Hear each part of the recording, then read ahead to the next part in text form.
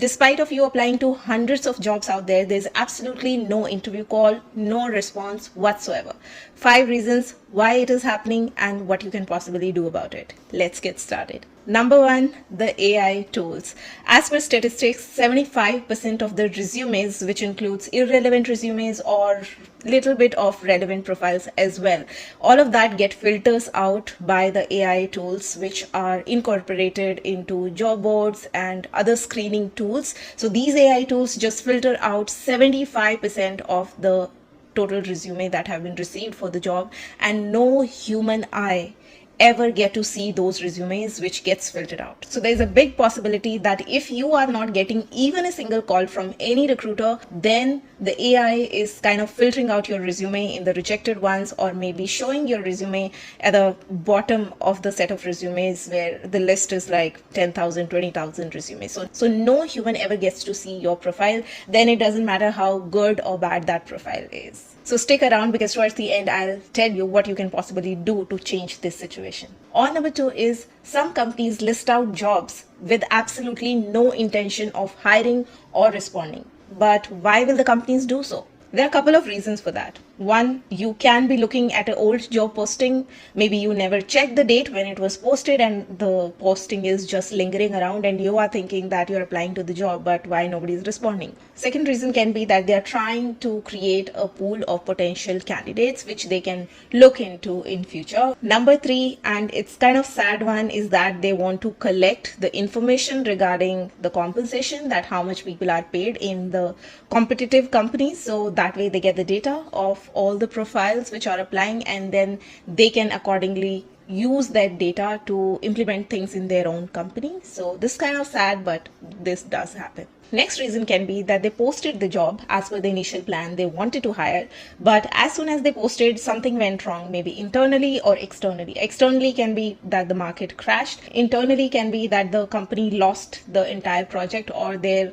is some restructuring happening in the company and the role is not required anymore. When such chaos happens within the company or outside the company, the changes are not immediately reflected in the job postings, as in the recruiter do not take back those job postings immediately. It takes time because the decision floats from top to down. So it takes a while for that decision to come down finally to a recruiter who can close that job posting. And meanwhile, you would be wondering that why you are not getting any response. And the next reason might come as a surprise to some of you, and it is that some companies do these job posting just to show that they are still in the game. Still in the game means that they are growing, their company is growing, their revenue is growing, they are getting many projects. That's why they are hiring so many people and posting so many open positions, just to show that they are in growth mode. This is kind of ridiculous, I believe, but yes, companies do so. It's a cycle, I believe. I mean, those company wants to portray that they are in the growth mode, and then basis that they may get some projects, and then when they get the project, they need those people, and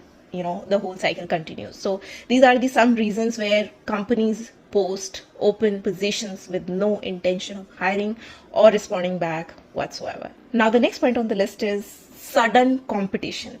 Now competition is always high in the market. It always have been from quite some years. What's new now is that because of mass layoffs, this competition takes a different level altogether, because all of a sudden there is a huge pool available of good candidates, great employees who were doing all fine, performing really good, but it was because of some company's internal restructuring or loss of project that they lost their job. So the companies who are in direct competition, they would want to hire this pool of candidate. Say for example, if Google lays off 200 of its employees for whatever reason of a particular technology, then if Microsoft was anyways hiring in that niche within that technology, so rather than hunting every single resource outside in the market, they would target these people, this group of people.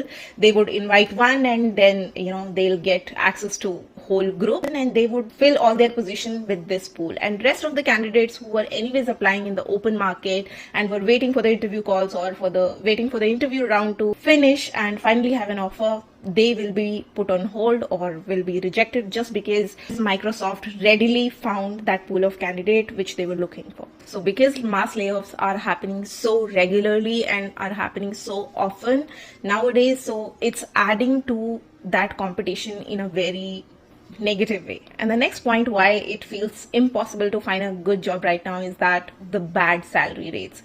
Because of layoffs, companies are aware that market is not good. There aren't enough jobs available in the market, good jobs available in the market. The supply is way more than what the demand is. So what the companies are doing, they are exploiting this situation and they are offering candidates much lower salary than what they are expecting. So even though the candidates are applying and they are getting through the entire interview process, finally when it comes to salary negotiation, they get highly disappointed to see what the offer is, because the offer tends to be much lesser than what they expect, and then it gets very hard for them to accept that offer. I mean, who will accept the offer which doesn't match with their expectations? And finally, with a heavy heart, they have to drop that offer, and it becomes impossible to come across a job which pays your expectations. So layoffs are indirectly leading to bad salary rate, or you can say bad salary increment that you get when you jump from one job to another. And then to further adds to the pain comes the internal hiring. There seems nothing wrong with internal hiring, but when the situation of laying off comes around and when the company decides to terminate a lot of people, there comes a situation where they try to fit some of those employees in the departments where there are some recruitment is going on, where there are people are required. So instead of going for external candidate, which was the initial plan, they posted the open position and they were in the process of interviewing. But now because another department is getting close, they'll try to fit some of its employees in that job position. Now it's a different story whether that person takes or accept that position or not, but companies do try if the employee is good and shows that he or she is willing to fit into that new role. So in that whole game as well, I mean, the external candidates will keep on waiting, their profiles will go on hold, and they'll keep wondering why they are not getting any response. And two, even if they are in the interview process, then why things are not moving towards the offer process. So all these things goes behind the scenes and make things worse for an external candidate. Now let's discuss on some points which can put you in a little better position than this. I mean, these points obviously doesn't guarantee 100% success that you'll get a response or not, but yes, these points will put you in much better place than you currently are, where you are getting absolutely no response and things are really moving slow and you're getting frustrated. And there are mainly two things that you can do about this situation. Now the number one thing, that how you will ensure that you're applying to a legit job posting. First thing is you have to check the date when the job position is posted. If it is older than 30 days, then chances are it's not relevant for you to apply anymore. I mean, within 30 days, recruiters, HR gets enough of pool of candidates through which they keep screening and hiring. And also what you can do is you can visit the career page of the company and see if that job position is still active there. If the date on the job portal is not visible or doesn't feel right for some reason, always make sure that you visit the career page of the company. Companies may identify a suitable candidate and close that position internally, and even if they hire from external market, they do close the positions on their career page. So if that is not reflecting in the career page, there is a high chance that that position is not valid anymore. So please do not waste your time in applying there. Now another thing that you have to ensure that your profile reaches a human eye. What you can do about it: number one, stop applying to 100 of the positions with the same resume. It doesn't work like that. I mean, you can go ahead and apply to even 10,000 positions, even then you'll not get a response, because that's not how effective application works. What you must do is you apply to only 10 positions, but your resume should look like that it is a perfect match for those 10 positions. And how that will happen? That will happen when you craft a different copy of your resume for every single job post that you're applying to. It sounds tedious, it sounds a lot of work. Yes, it is. But if you want to see results, then you must do this. Every single job post have different keywords, different key skills listed in it, which must be included in your profile. If your profile is missing, if your resume is missing all those key skills or all those keywords, then my friend, you just keep waiting. Nobody will call you. So rather invest that time that you are wasting in applying to 1,000 positions. Invest that time in perfecting your resume for that one single job posting where you're applying to.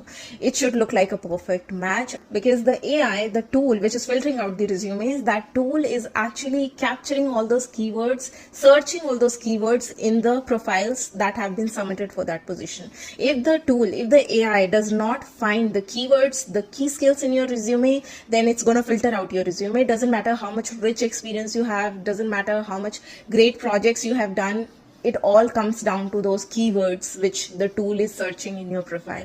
If they are not there, your profile is going to filter out, sit in the bottom, and will never get a human eye to see it. So it's very important that you optimize your resume for every single job posting that you're applying to. Another thing that you can consider doing is apply for smaller companies. Any company, the bigger the company is, you can expect a bigger number of tools filtering out the profiles. If the company is smaller, chances are way higher that a recruiter himself or herself is screening all the resumes. So if you apply to smaller companies, there's a high chance of your profile getting in front of a human eye, and then you finally ending up getting an interview call if you are really in need of a job. Another thing can be reach out to people on LinkedIn and ask for referrals. Referrals go directly to humans. So, and as I've said many times on this channel, I have many videos as well. If you have not optimized your LinkedIn profile and you were active on LinkedIn before, you never engaged with anybody's content, you never made the network, never build the connections, then it will be very hard to get an employee referral with that kind of profile. So it's very important that you spend some time on the platform and you connect with like-minded people, you connect with people who are working in your field, working in your technology, subscribe to some articles, newsletter. That way you will be able to build your network with people who are working in the same field, and then it will be very easy for you to approach those people, because every now and then they might have seen you commenting somewhere or posting anything on the LinkedIn, or you might have seen some people posting job with whom you are connected otherwise. So it will get very easy and it will get comfortable to reach out to those people, and those people will also take interest in referring you. If out of the blue, if you reach somebody, they might not even read your message. So that's like another whole topic to talk about. If you're interested to deep dive into this LinkedIn thing, how to get employee referrals, all of that stuff, I've already done some videos. I'll link in the I button or somewhere in the description box. Go and watch that how you can do, because this is the main thing that can save you in the scenarios where you are not getting any single call from the HRs. So the chances are that your profiles are not getting in front of the human eye, and LinkedIn referrals can really rescue you in those situations. And if you hate searching the jobs and you get frustrated and you just do not like the idea of searching the jobs, then you must watch this video of mine where I have talked about how you can make your job search journey really joyful, and it does not have to be as frustrating as it seemed to you. So go check that out. It's all about the mindset and you will save yourself from so much misery. So with that, let's quickly take a look at the summary of today's video. With that, I'm signing off. You keep on watching more content on the Corporate Diaries to be corporate ready, and I will see you in my next one. Till then, stay safe and healthy. Take care.